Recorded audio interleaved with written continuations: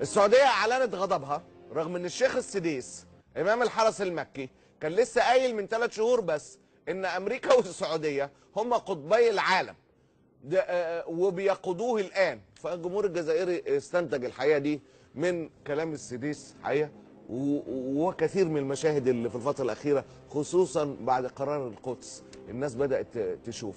اسمع السديس كده.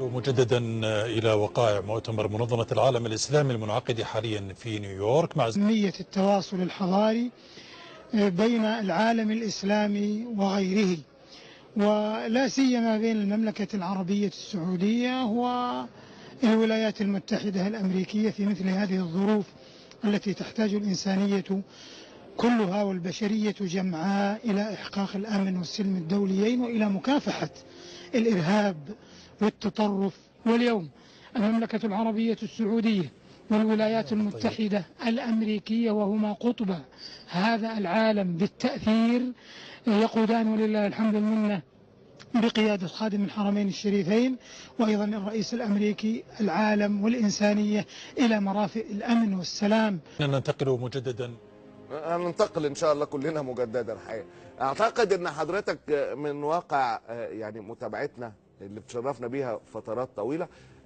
قدرنا ازاي نخليك تصطاد، تعرف تصطاد المانفيستو او التعليمات اللي بتكون متعممة من الجهات الأمنية، الناس تقرر تقول ايه.